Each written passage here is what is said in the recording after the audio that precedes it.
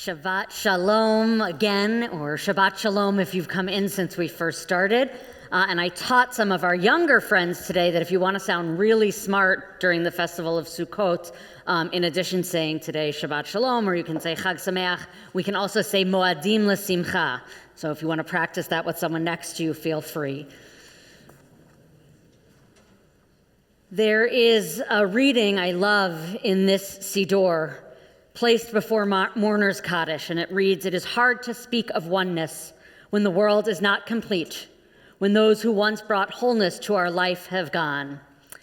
And it was sort of sitting in my head over the past couple of days as we put up our sukkah and as we had this beautiful Sukkot morning service yesterday out in the sukkah, and I thought to myself, it's hard this year to celebrate in the beauty of nature and fresh air when we know 101 of our hostages are still underground. Thought to myself, it's hard this year to celebrate the possibility of our sukkah roof blowing off, and by possibility I mean it happened this morning, when 45,000 fellow Los Angelinos will sleep tonight and for many nights ahead with no roof at all. It is hard this year, I think, to think of the Ushpizin and Ushpizot, the tradition of the honored guests we are to welcome into our sukkah, when our people are missing almost 2,000 Israelis who have died in the last year, and the hundreds of thousands in Israel and in Gaza who just have no home to return to or can't return home. So it is hard this year, I think, to think of vulnerability and to celebrate the unknown and to lean into the capriciousness of the world, all these things that Sukkot asks of us. It's hard to do that when, frankly, everything about the world and the future kind of seems capricious and unknown. And then I thought, but maybe that's the whole point, and maybe that's sort of how it's always been. Some of you have heard me teach before, I'm sure, about the strange command for Sukkot that actually the word itself appears only a few times in the Torah, this short little word that carries with it a lot of weight. First, the Torah teaches simply, V'samachta b'chagecha, you shall rejoice in your festival. And Sukkot is the only holiday on which we're commanded to be happy. It is known, in fact, as Zman Simchatenu, the time of our joy. But that's not actually the interesting piece. The interesting piece is what comes next, because the text says, V'hayita ach sameach. You shall rejoice in your festivals, and you shall be ach sameach. It's usually translated as you shall rejoice in your festivals, and you shall be nothing but happy. But I have always been drawn to another possibility. What if ach, as I have always wondered, were to mean despite it all? Not that you should be only happy, but that you should find happiness despite it all. I have time and again returned to the question of why and how this command is given on Sukkot. On Sukkot, when we sit there exposed, out in the open California cold. It seems no coincidence, I guess, that we're supposed to be able to be happy, that we're actually obligated to be happy when the rain might fall, when we're at our most vulnerable, when the very structure surrounding us could collapse at any moment. But that, of course, is Sukkot's deep wisdom. And it is the wisdom of Ecclesiastes, the scroll associated with the holiday of Sukkot. Ecclesiastes opens with these famous words, Havel Havalim, Amar Kohelet, Havel Havalim Hakol Havel. Havel Havalim, says the voice of Kohelet. And it's usually translated as futility, everything is futility, or vanity, everything is vanity. But my teacher, Dr. Tamara Eskenazi, always steered us away from that sort of nihilism of it. It is not, she taught, that nothing has a point. That's not the point of the book. It's that everything is ephemeral. Everything is fleeting. Hakol havel, everything is vapor. It disappears. Kohelet comes to remind us that none of us are here forever.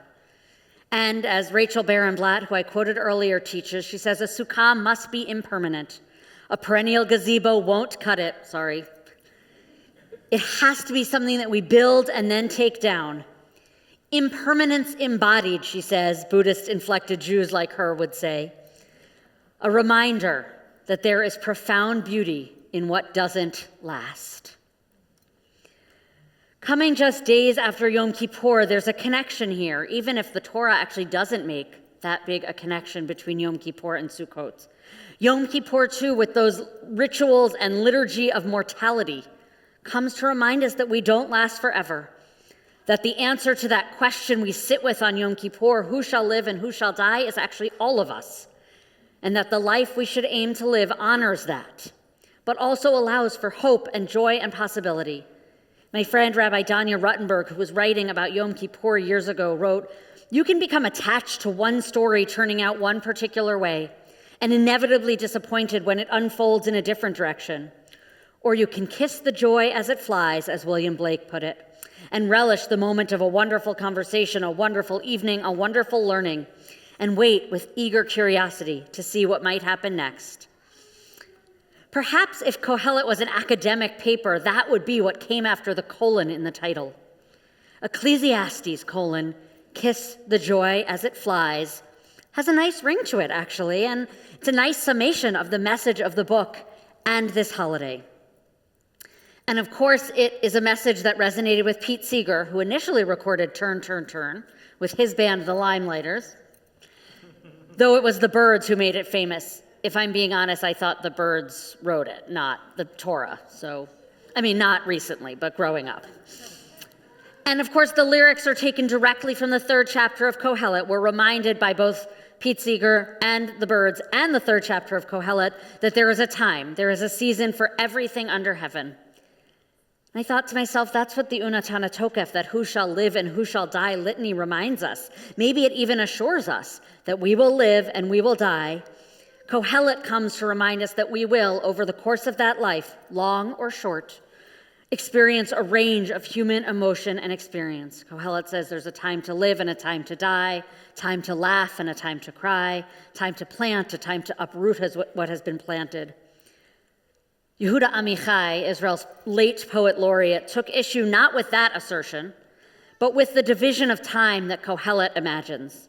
He writes, and it's his language I use here translated, he writes, "A man doesn't have time in his life to have time for everything. He doesn't have seasons enough to have a season for every purpose. Ecclesiastes," he writes, "was wrong about that. A man needs to love and to hate at the same moment, to laugh and cry with the same eyes, with the same hands to throw stones and to gather them, to make love in war and war in love, and to hate and forgive and remember and forget, to arrange and confuse, to eat and to digest what history takes years and years to do." Sometimes we have to do it at the same time. Sukkot, with its fragility and its vulnerability and its joy and its anxiety, comes to teach, to remind us that we can and often need to hold more than one truth, more than one experience, more than one feeling in the moment. This was true in the time of Kohelet and true on this first Sukkot after October 7th. Tonight we will rejoice together in community and hold the pain of the broken Sukkot, that some of which still stand in those border kibbutzim, a time capsule of what was. Tonight we welcome new members of our wise community, even as we're about to pray for too many weeks now to bring our hostages home and back to their communities. We will sit in the sukkah, sometimes cold, sometimes hot, but hopefully surrounded by friends and family and that elusive joy. Because we know that it is all havel, it is all vanishing. And so we will, for this moment, kiss the joy as it flies and hold it along with whatever anger and fear and anxiety and hope that we are already carrying, because none of it lasts forever. It is hard to speak of oneness when the world is not complete, and yet that is what we continue to have to do. Shabbat Shalom, Chag Sameach, Moadim L'Simcha.